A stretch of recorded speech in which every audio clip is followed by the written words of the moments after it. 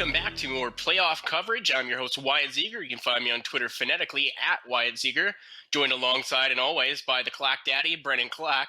Clacker, I'm coming off a 2 for 8 in predictions. Fair to say that the play-in series was a wild ride. How did you fare?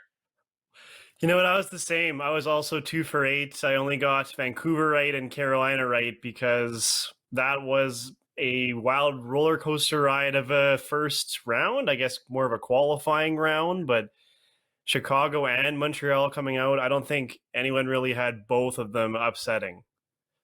See, I'm still trying to figure out how we're supposed to specify that play-in series because I hear a lot of people saying that the Oilers failed to make the playoffs, but at the same time, I'm hearing that they lost in the playoffs. So I'm really torn, but we know for sure that this is the official first round of the NHL playoffs, and we're going to start with the East. And in the East, we're going to start with Philadelphia and Montreal. Philadelphia captured the number 1 seed after beating down on the Bolts, Capitals, and Bruins. Their prize is the Montreal Canadiens, who are the 8th seed. They're coming off a huge win against the Pittsburgh Penguins. Do you see the strength that they've shown against one Pennsylvania team carrying over to another, or is this Philly's series to lose? I think Montreal showed that they're quite underrated. I mean, they're a good possession team. I think they were about 53% in the regular season, and they brought some of that to Pittsburgh. They had some good cycles on them. The trident, as Kevin Bieksa would say, the Shea Weber, Ben Sherratt, Jeff Petrie tandem or triple tandem, I guess, on D. They did a really good job, and Brett Kulak was also pretty solid for them as well. I mean, Montreal's better than they show on paper, but saying that, and I was telling you about this, Wyatt, earlier, do not underestimate the Philadelphia Flyers because this Flyer team is different than any Flyer team I think we've seen in a long time. And that's because of the coaching structure that Alain Vigneault has brought to the table. And not just him, but Michel Therrien and Mike Yeo. They have a great staff of experienced guys who have been there, who have won cups, been to the final. I think that experience is going to really help Philadelphia play Montreal, even though the Habs are extremely hot right now, especially with Carey Price in net playing, I think, better than some people thought he could still do. Now, when you look at these two teams, Philly obviously comes with a lot of firepower. Claude Giroux, Jacob Voracek, Travis Konechny, Kevin Hayes, Sean Couturier, the list goes on. But I think one of their strongest assets is actually in net, and that's Carter Hart. But when you look at the opposite side, we have Carey Price, who we just saw outduel Sidney Crosby, Malkin, and the Pens. Do you give a slight edge to Philly in net or Montreal in this one? Well, I just talked about that Montreal defense, but the thing about Philadelphia and what helps Carter Hart a lot is that Philadelphia, I believe, was like the team that had the least Corsi against. So there was the least amount of chances being thrown at Philadelphia's net. And that's part because their defense is so good at being able to transition through. When the puck goes into Philly's zone, Ivan Provorov is on it and he's skating with it and moving it. Philippe Myers, Travis Sanheim, Matt Niskanen, all these guys are really, really solid at being able to get that puck out of their zone as fast as possible. And that helps Carter Hart because he's coming from the Everett Silvertips where they had a similar mindset. It was get as many shots away from Hart as possible. Make it so he's only facing like 15 to 20 a game. And Philadelphia has the same mindset with him. So Hart's a pretty quality goalie, but it really helps when you don't have shots being thrown your way. And Carey Price still had about 30-ish shots a game against him from Pittsburgh, and he was great. But Philly they can pour it on, and they can restrict a little better than Montreal can. Do you have an X factor in this series, and can I get you to make a prediction as well? The X factor to me, it might be the depth because Montreal actually saw not a lot of chances thrown out of Tatar, Gallagher, and Philippe Deneau. And it was a guy like Nick Suzuki that came up and really had a nice series. It was Jonathan Drouin finally scoring for them. Paul Byron, Arturi Lehkonen scored the series clinching goal. Like it was the depth in Montreal that kind of got them to go. And Philadelphia so far, their top forwards haven't been great in the exhibition. I mean, a lot of their scoring has actually been from guys like Nikolai Aube-Kubel and Joel Farabee, guys that are down the lineup but are young and have a lot of potential to them. So I think the X factor is going to be whose depth shows up. I'm going to go Philadelphia in 6. I think this is a different Flyers team right now. Price is going to win Montreal a game, but I really think Philly's rolling. I'm also going to take Philadelphia in 6 in this one. I think that Carey Price proved that he's good enough to steal a couple of games, but I think the Cinderella story is over for Montreal. Moving along now, Columbus Blue Jackets, they face off against the 2 seed Tampa Bay Lightning. These are two teams that met in last year's playoffs. A sweep by Columbus. Are you seeing a little bit of deja vu here, or is Tampa going to figure out a way to finish off Columbus this time around? Well, one of the big keys to the sweep last year was Artemi Panarin, which Columbus does not have anymore. Another one was Matt Duchene. Columbus does not have him anymore. But there is one key thing that's the same, and that's that Victor Hedman is not 100%. Hedman missed a couple games last year, and he wasn't healthy when he was playing. And after he had an ankle injury against Philadelphia, now Hedman's status is in doubt. And if he does play, he might not be at 100%. And Steven Stamkos is definitely not at 100%. As John Cooper said, he's out indefinitely right now, and they're not entirely sure where he's at. So even if those guys are in, they're not playing at the top level they need to be. Columbus just had a very, very aggressive series against Toronto where they were really clicking defensively, and Joonas Korpisalo is extremely hot, which just like last season, Bobrovsky was a big reason why they won those games. Korpisalo is playing just as good as Bobrovsky was in that playoff. So there's a few things going Columbus's way, and that makes it really interesting. Columbus, for a large majority of their Toronto series, was able to outweight their opponent. They might not surrender the first goal, might not score the first goal every single game, but they waited for their opportunities and they don't create any odd chances against them. They are really sound defensively. Do you think that that same system is going to stifle the Tampa Bay Lightning, or is that offense going to continue to roll? Keep in mind that there are two hot netminders in Columbus right now. Well, I mean, John Tortorella, he is the master at shutting down, or at least in the playoffs, that's what he wants his teams to play like. He wants, you look at the Rangers that he coached, or you look at Tampa Bay even, who had a lot of nice offensive skill. They were really good at making sure that everything was kind of tighter. And Tampa Bay, generally, it doesn't really matter what defense you put on them because Nikita Kucherov, Braden Point, like they are really, really dangerous, and they have a lot of depth throughout their lineup. So at the end of the day, it's going to really depend on the goaltending going forward. And the nice thing that Columbus has is Korpisalo and Elvis Merzlikins, although Merzlikins was battling an injury and couldn't dress in that game 5 against Toronto. But when you have that luxury of two different guys you can go to, then if one guy's not really fitting the system too well, he's letting in a weak goal, then you have the other guy to go to. So Columbus is still built to do some damage to Tampa Bay in a similar light. Tampa Bay is just like Toronto, likes to do stuff off the rush. Columbus really stymied Toronto off the rush at 5-on-5. It's not impossible to suggest that they can do it again. It all really depends on the health of Hedman in this series, which we really saw from last year. We briefly talked about the goaltending in net for Columbus. When you look at the opposite side, Andrei Vasilevsky, he's going to have to outduel either Korpisalo or Merzlikins. If Vasilevsky is getting the underhand in the first couple games of the series and maybe doesn't look as good, do you think that's a good sign for Columbus going forward? Or do you think even if Vasilevsky isn't playing all worldly, the Tampa can still get things done? Well, Columbus, they want to win these games 2-1, and they're going to try to play like it. So if Tampa Bay has even a little bit of trouble scoring, then a lot of pressure is on Andrei Vasilevsky. And Vasilevsky is a great goaltender. He makes saves that are his glove upside down. Like, he's an incredible athletic goalie. He really keeps the ground level. He can move his feet extremely fast. But saying that, he has a lot to prove playoff-wise because so far he's had some good series. He's had some not-so-great series. I don't think he's ever been bad. But last year he was just average, and it wasn't good enough against Columbus. And when he played Washington 2 years ago now, Holtby outbattled him, and Vasilevsky couldn't quite be good enough in that Game 7 either. So there's a few eyes on Vasilevsky. Tampa Bay, when they went to the Cup run, was with Ben Bishop for the most part, but Vasilevsky had some spot time there. But he does need to prove that if Tampa Bay has some struggles, that he can pull them on their shoulders. Do you have a player that you think will make the biggest difference in this series, and could it get you to make a prediction as well? Well, for Columbus, I would say Oliver Bjorkstrand because he was a little quiet against Toronto, and I thought Bjorkstrand would be a little bit better. I thought that he was their top sniper coming in, but he had a couple moments. He had that one steal in Game 5 on Toronto that Anderson had to make a quick glove save on, but they need Bjorkstrand to score a little bit more to really give them a shot going forward. What I like about Tampa Bay is actually their fourth line, and fourth line, sometimes you'll hear that they don't matter as much, and sometimes they don't.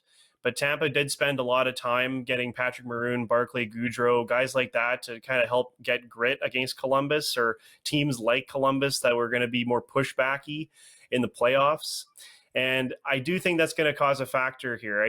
I would say Tampa in 6, but it's health dependent on Stamkos and Hedman because if they start missing games, then Columbus could easily tide the series around. But if they play, Tampa does have a lot of firepower still, and I think those fourth line guys are really going to start causing a physical matchup for Columbus that they didn't have last time. I don't know if you can hear the sirens going on the backwards, but I think that's John Tortorella already trying to fight the fires that Tampa is going to bring. I also have Tampa taking down the Jackets in this one. Moving to our next series, it's the Washington Capitals against the number 6 Islanders. The Islanders took down the Panthers in 4 games in a series that you wouldn't call necessarily exciting. And I know we talked before this, Clacker, about the Islanders in this series, and you don't really like them. No, I'm not going to lie. The New York Islanders just really bore me. And that's not a bad thing for their team because Barry Trotz wants the Islanders to do that. He knows that their roster isn't full of offensive stars. Yes, Matt Barzal is incredible and very fun to watch, but otherwise you have a lot of guys that can do some damage, but not all the damage. Jordan Eberle, Anders Lee, Josh Bailey, Anthony Beauvillier, who I thought had a great series against Florida. But the Islanders are very committee, and Barry Trotz knows this. So he tries to make everything extremely tough for other teams down the neutral zone, and they did that against Florida. Florida is a very rushed team, and they barely got any chances like that. All their damage had to be on the power play. So to me, the Islanders are so frustrating to watch, but it's effective for them. John Carlson missed the last 2 games of the play-in series. How much does his health affect the outcome of this series? I think John Carlson will be good to go, but obviously if he's not at 100%, it does affect them because Washington's defense runs around John Carlson. They have a lot of great complementary pieces. I think Michael Kempny is still very underrated. I like Radko Gudas' toughness, and he's not even in the lineup all the time. Brendan Dillon is a solid trade deadline acquisition for them, and I think he's going to cause some havoc in front of his own net, not in a bad way, but he's going to cross-check the other team kind of way. I think that Orlov is also very good as well, but John Carlson's the driver of the moving the puck part of Washington's game. He's the driver of the power play too. And I'm saying that because Washington kind of has 2 drivers, right? Alex Ovechkin is one of the best, if not the best power play player of all time. But John Carlson is the guy that gives them an extra threat to shoot and is the guy that can facilitate moving that puck over to Ovi. And it's a little different without him. So as long as he's playing, then on the power play, I guess he should be okay. But they need about 100% to really be able to facilitate their offense. I think when you take a look back at the last round when the Islanders beat the Panthers, the Islanders were able to expose a lot of holes that existed in the Panthers, like Mike Matheson's, or the fact that their bottom defensive pairings were just atrocious. Do you see any holes in the Capitals that the Islanders will be able to expose? Not many. The Capitals are quite a well-built team. And even you could say, well, what about their bottom 6? I think the Capitals' bottom 6 isn't actually too bad. I actually really like Richard Panik, who I thought had a good exhibition. I think that the Capitals have an ability to penalty kill really well. Carl Hagelin is also a guy who's very helpful for them. And then also, like in net, you could say Braden Holtby didn't have a very good regular season. No, he didn't. He'd be the first to tell you that. But in the playoffs, he does elevate his game, and that does give the Capitals a little bit of confidence, knowing that at least Braden Holtby has been there, he's won a cup, and he does raise his ability to play. So I don't know if the Islanders can really expose anything in Washington's play style, and that's going to be a problem for them because especially that power play. Florida's power play did a lot of damage on the New York Islanders. And you think about the Capitals and Alex Ovechkin, and he's shooting on his former teammate, Semyon Varlamov, so he might know a couple more tendencies than the average guy. And it makes me think that that's going to be a hole the Capitals can expose. That power play is going to be really deadly here. Do you have a series prediction? I'm going to say Capitals in 6. Barry Trotz is going to know the other team very well, but saying that, I just don't think that the Islanders are going to be able to withstand the Capitals' shot possession, which Florida didn't really have. The Capitals are about 52% team. Florida was down at 49. There is going to be a difference in shots there.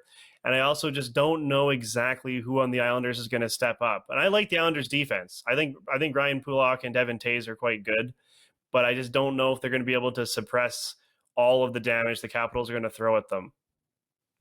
I as well think that the Islanders are just a little outmatched in this series, especially offensively, and that's why I'm going to take the Capitals to beat them in 5 games. Moving along to our last series in the East, it is the Bruins versus the Canes. And Klak, I know you picked Carolina to win last series, so I mean, I have to eat my words. I had the Rangers, but this was the one you got right in the East. Do you still like the Canes going forward?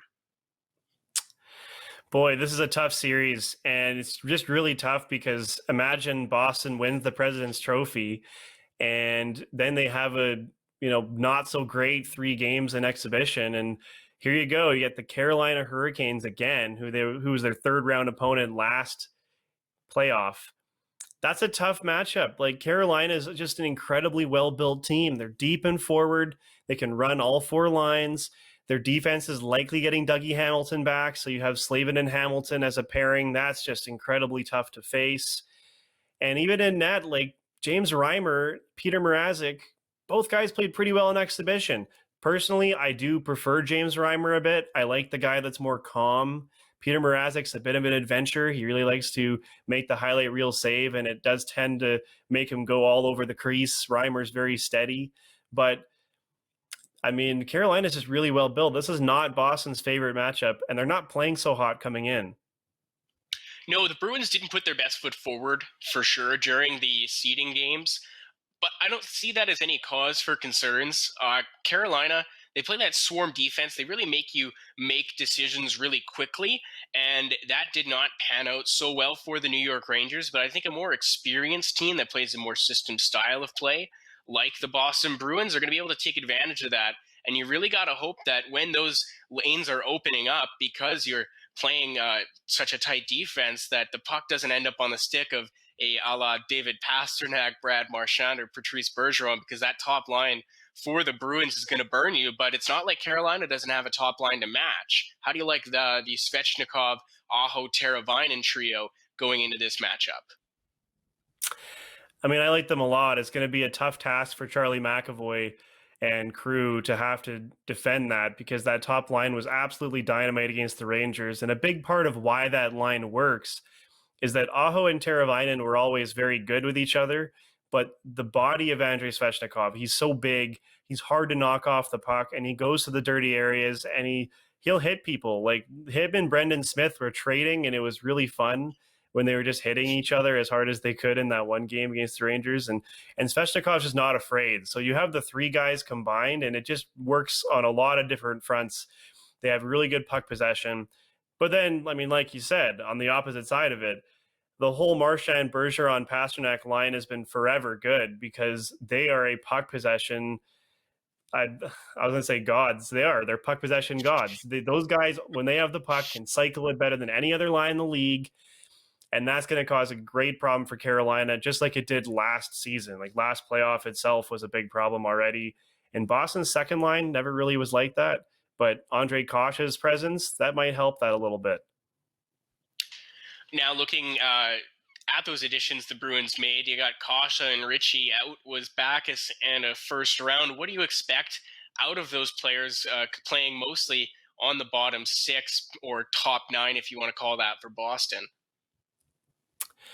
Well, Boston, as I was saying, their second line always was missing that one little piece. They had David Krejci there, and they had Jake DeBrusk there, but they always had to put like Carson Kuhlman up there, somebody who's fast and not terrible, but couldn't really get it going offensively. And Andre Kasha, to me, is that piece that X factor guy where he can finish, he's got good hands, and he really likes to go to the corner. And even though he gets injured a lot, he's still a fearless player. So you put those three guys together and you put a guy like Kasha that can get possession back for you in the offensive zone after a forechecking play.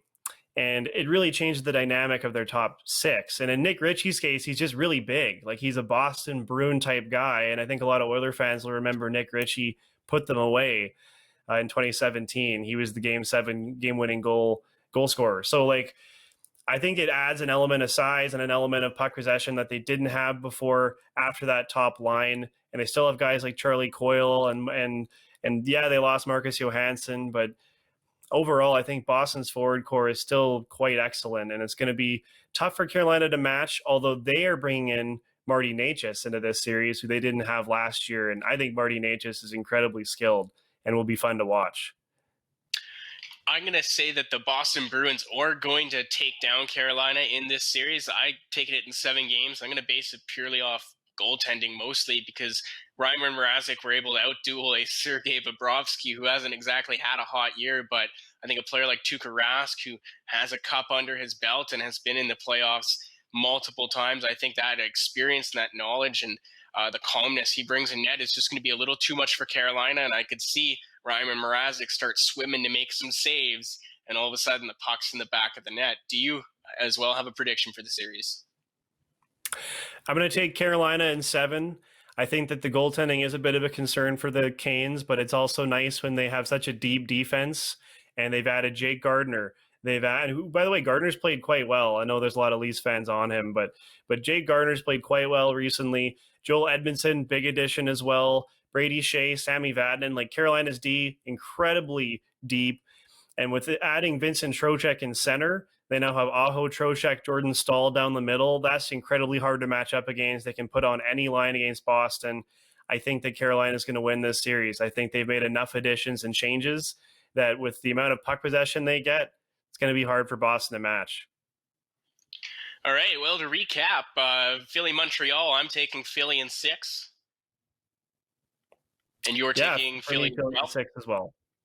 I got the Bolts over the Jackets in 5. Bolts in 6. I got Capitals in 5. Caps in 6. And I got the Bruins in 7. And you have the Carolina Hurricanes in 7. Carolina in 7, baby. Well, good luck to you and good luck to all the teams involved. Thanks for watching. We'll be back with your West preview.